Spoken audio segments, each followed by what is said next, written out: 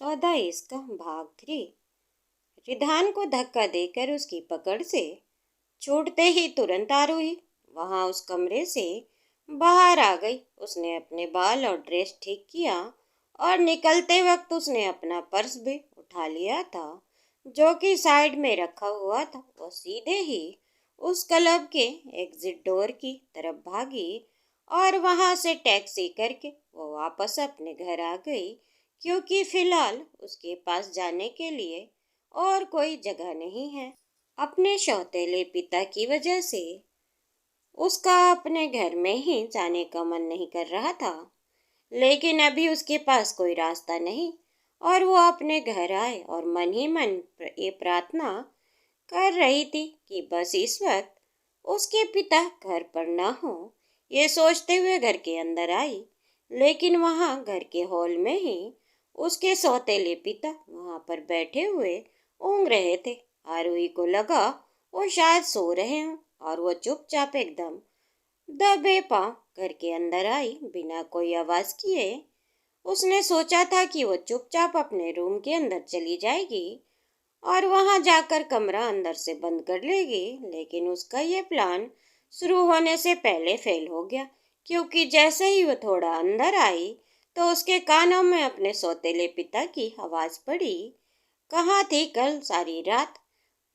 मुझे सीढ़ियों से धक्का देकर मारने का प्लान बनाने के बाद कहाँ ऐश कर रही थी। जैसे ही आरोही ने ये बात सुनी, ना चाहते हुए भी उसे वहां पर रुकना पड़ा, लेकिन उसकी आवाज के साथ ही उसकी नाक में अल्कोहल की बहुत तेज गंध आई। उसने अपने मुंह पर हाथ रख लिया और क्योंकि उसके पिता उठकर अब उसकी तरफ ही आ रहे थे, डरी हुई आरोही अपनी जगह से पीछे हटने लगी। उसके सौतेले पिता उसके एकदम सामने आकर खड़े होते हुए बोले, मैंने तुम्हें पहले ही बताया था कि हमें पैसों की कितनी ज्यादा जरूरत है, लेकिन फिर भी क्यों तुम इतनी जिद्दी हो? तुम्हें पता है ना, सुबह से कितने लोग अपना उधार वापस मांगने के लिए आ चुके हैं और मेरे पास कोई पैसा नहीं है। क्या बोलूँगा मैं उन्हें? कहाँ से आएंगे पैसे? और अगर उन्हें पैसे नहीं मिले तो वो लोग मुझे जान से मार देंगे। फिर रह जाना तुम अकेली। अपने सामने खड़े उस आदमी की बात सुनकर आरोही ने नजर उठाकर देखा। वो आदमी जो कि उसका सौतेला बाप है और कल रात शायद सीढ़ियों से गिरने की वजह से उसके माथे और चेहरे पर कुछ जगह चोट भी लगी हुई है और वो अभी भी शराब के नशे में। उसके मुंह से देसी सस्ती शराब की बदबू आ रही थी, जो कि आरोही को बिल्कुल भी बर्दाश्त नहीं हो रही है। अगर कल रात तुम उस अमीर आदमी के साथ सो जाती तो तुम्हें पता है हमें कितने रुपए मिलते हैं? तुम्हें शायद अंदाजा भी नहीं होगा, लेकिन पता नहीं तुम किस तरह की बेटी हो, अपने ही बाप के जान की दुश्मन हो। क्या तुम चाहती हो सारे लोग जिससे मैंने उधार ले रखा है वो लोग मुझे जान से मार दें? इस बार उसने गुस्से से अपने दांत पीसते हुए कहा, लेकिन आखिरी बात बोलते बोलते डर उसकी आंखों में नजर आ रहा था। आरोही ने अब तक कुछ भी नहीं बोला तो उसके सौतेले पिता ने गुस्से में उसकी तरफ देखते हुए कहा, इससे अच्छा तो मैं तुम्हें सच में उस अमीर आदमी को बेच ही देता, तब मेरी सारी मुसीबत हल हो जाती और वो अमीर आदमी मुझे इतने पैसे देने के लिए राजी था जिससे कि मेरे सारे उधार चुकता हो जाते। नहीं नहीं पापा, आप ये क्या बोल रहे हैं? आप इस तरह से कैसे मुझे बेच सकते हैं? भले ही मैं आपकी सौतेली बेटी हूँ, लेकिन फिर भी अच्छा ठीक है, मैं प्रॉमिस करती हूँ मैं कहीं से भी पैसे का इंतजाम करूँगी जिससे कि वो सारे उधार चुकता हो जाएं। आप मुझे बस एक हफ्ते का टाइम दीजिए प्लीज। अपनी बेटी के साथ ऐसा मत करिए, आरोही ने लगभग गिड़गिड़ाकर रिक्वेस्ट करते हुए कहा। आरोही की ये बात सुनकर उसके सौतेले पिता ने उसके चेहरे पर एक जोरदार तमाचा मारते हुए कहा, शाली कुतिया, तेरी हिम्मत कैसे हुई मेरे फैसले के खिलाफ जाने की? पता नहीं कहाँ कहाँ मुंह मारती फिरती है और मेरे फायदे के लिए इतना नहीं कर सकती। देखता हूँ कैसे नहीं करेगी। तुझे तो अब मैं बेच कर ही रहूंगा। इतना बोलते हुए उसने आरोही के बाल कसकर पकड़कर खींचे और दर्द की वजह से आरोही के मुंह से एक तेज चीख निकल गई और उसकी उन खूबसूरत कत्थई आंखों से आंसू भर आए। आह मेरे बाल छोड़िए, मुझे, मैंने कहा ना मैं पैसों का इंतजाम करके दूंगी। आपको जितने भी पैसे चाहिए। अपने बालों पर हाथ लगाते हुए कोई रास्ता न देखकर आरोही ने दर्द भरी आवाज में काफी साहूलियत से बस इतना बोला। और उसकी ये बात सुनकर उसके सौतेले पिता ने उसके बाल छोड़ दिए। एक पल के लिए कुछ सोचते हुए चुपचाप वहां पर खड़े हो गए। उनके ऐसे बर्ताव के बाद आरोही को अपने सौतेले पिता से डर लग रहा था। उसके पास फिलहाल वहां से भाग जाने के अलावा और कोई भी रास्ता नहीं था। तो जैसे ही उनकी पकड़ से छूटी वह तुरंत ही दरवाजे की तरफ भागी और वहां से घर से बाहर भाग गई। रुक जा, वापस आ जा आरोही, नहीं तो मुझसे बुरा कोई नहीं होगा। तेरी हिम्मत कैसे हुई बात के बीच में भागने की? मेरी बात अभी पूरी नहीं हुई। गुस्से में उसके पीछे से चिल्लाते हुए सौतेले पिता ने बोला, लेकिन आरोही पीछे मुड़कर नहीं देखा और ना ही वो अपनी जगह पर रुकी। वो सीधे ही वहां घर से बाहर भाग आई और फिर सड़क पर भाग आई। उसे इस वक्त रोना आ रहा था अपनी किस्मत पर, अपने हालात पर, लेकिन फिलहाल वो कुछ भी नहीं कर सकती थी। और यहाँ से निकलकर उसके पास जाने के लिए सिर्फ एक ही जगह है और वो है उसकी बेस्ट फ्रेंड इसिका का घर। उसकी फ्रेंड इसिका के भी हालात बहुत अच्छे नहीं हैं। वो अपनी एक आंटी के साथ रहती है जो कि उसकी मम्मी की कज़न बहन है और वो उनके लिए काम करती है। आरुही काफ़ी टाइम से इन सब चीज़ों के बारे में पता है, लेकिन अभी उसके पास और कोई रास्ता नहीं, तो उसने सोचा वो भी जाकर वहीं काम करेगी जो कि इसी का करती है। कम से कम उसे कुछ तो पैसे बनेंगे। ये सोचकर आरुही इसिका के घर जाने के लिए निकल गई। वहीं दूसरी तरफ एक बहुत ही बड़ी बिल्डिंग के सामने गहरे हरे कलर की बहुत ही महंगी दिखने वाली स्पोर्ट्स कार, उसका एक दरवाजा खुला और उसके खुलते एक बहुत ही हैंडसम आदमी जिसने ग्रे ब्लैक कलर का सूट पहना हुआ था, वो उस कार से बाहर निकला। उसकी आंखों पर सनग्लास भी लगे हुए थे और एक हाथ पैंट की पैकेट में डाले हुए काफी स्टाइल से चलता हुआ उस कार से बाहर निकला। उसके चेहरे पर काफी सारे कैमरा फ्लैश हो रहे हैं क्योंकि उस आदमी की कार को काफी सारी मीडिया रिपोर्टर ने घेरा हुआ था। उस कार के रुकते ही वो सारे लोग उसके सामने आकर खड़े हो गए। सर सर एक सवाल, मिस तनीष के साथ आपका क्या रिश्ता है? इस बारे में आप कुछ कहना चाहेंगे? उन सारे मीडिया रिपोर्टर की भीड़ में से धक्का मुक्की करते हुए बड़ी मुश्किल से एक रिपोर्टर ने आगे जाकर उस आदमी के चेहरे के सामने अपना माइक करते हुए पूछा। उस रिपोर्टर की तरफ ऊपर से नीचे तक अजीब नजरों से देखते हुए वो आदमी तुरंत ही अपनी जगह से कुछ कदम पीछे हुआ और तभी एक के बाद एक सवालों की लाइन लग गई। सर, क्या ये सच है कि आप दोनों डेट कर रहे हैं? क्या मिस तनीष आपकी गर्लफ्रेंड है? मीडिया रिपोर्टर के लिए सबसे ज़्यादा इंटरेस्टिंग गॉसिप यही होता है कि किसी भी अमीर बैचलर लड़के की पर्सनल लाइफ के बारे में जानना। और अभी फिलहाल वो लोग काफ़ी मेहनत से अपना काम कर रहे हैं।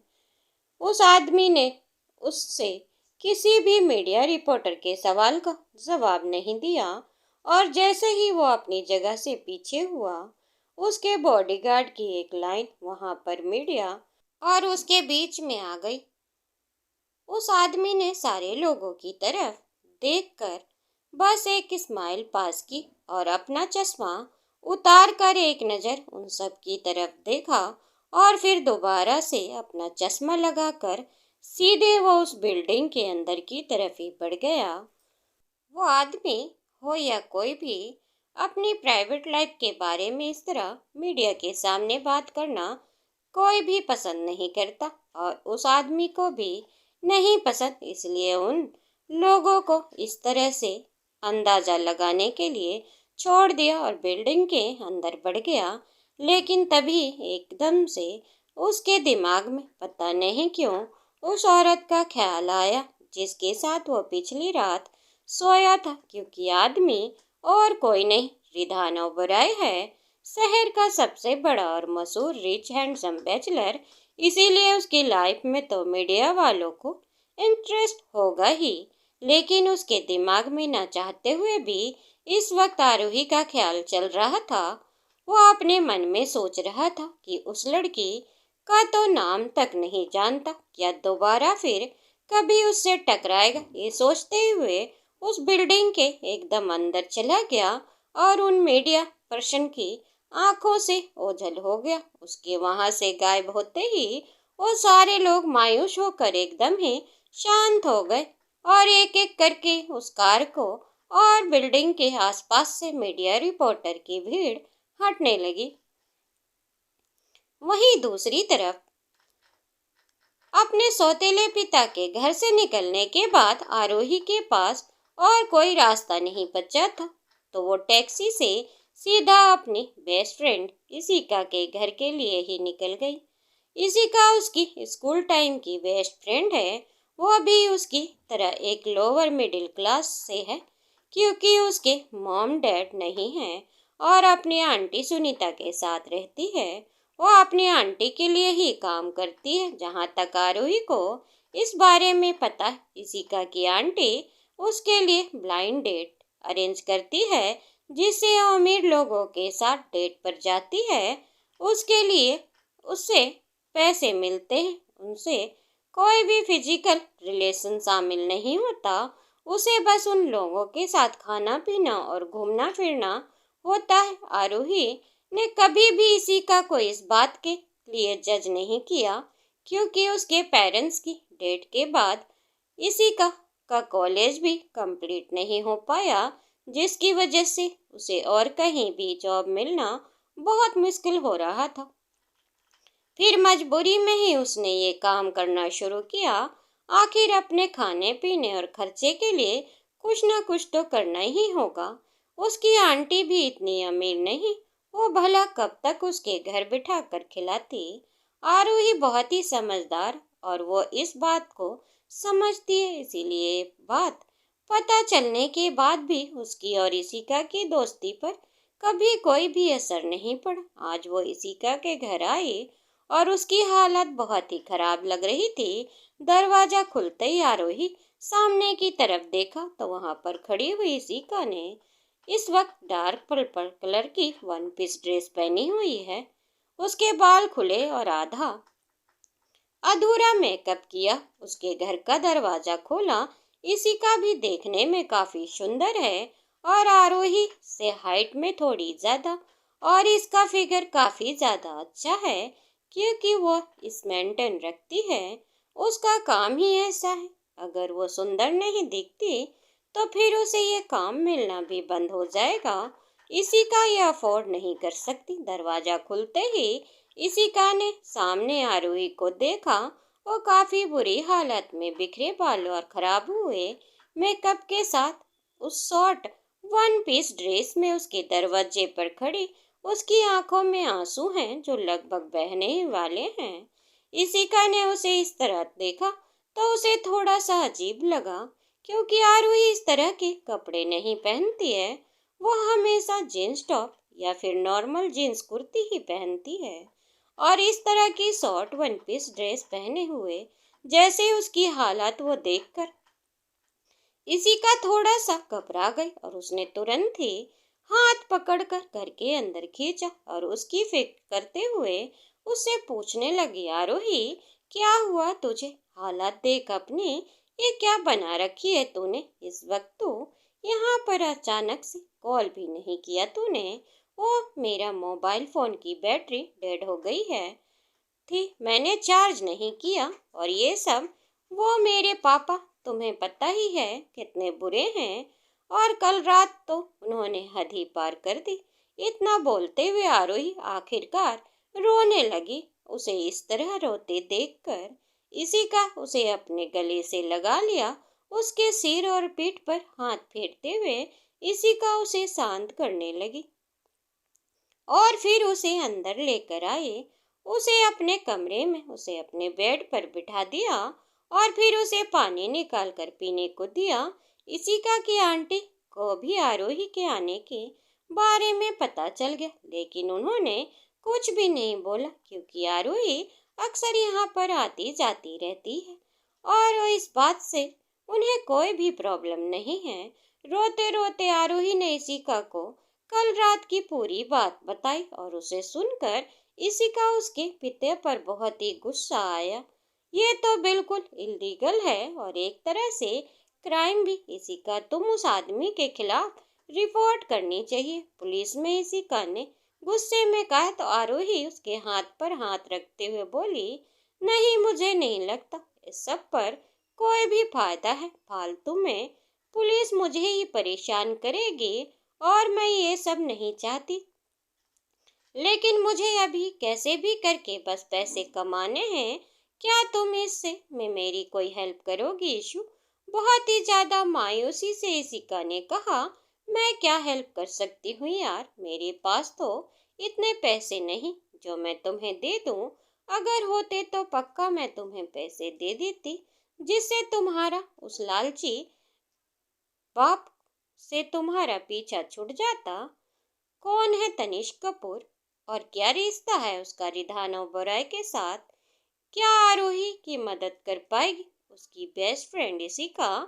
और क्या आरोही दोबारा मिलेगी रिधान से? और कौन है तनिष्क कपूर? ये सब जानने के लिए सुनते रहिए सौदा इश्का। अगर आपको ये कहानी पसंद आई हो तो वीडियो को लाइक करें। चैनल पर नए हो तो चैनल को सब्सक्राइब करना न भूलें। बेल आइकन दबाएं जिससे मेरी वीडियो की फ्री नोटिफिकेशन आप तक पहुंचती रहे। और कमेंट करके हमें बताएं आपको कहानी कैसी लगी और ज़्यादा से ज़्यादा लाइक करें। धन्यवाद दोस्तों।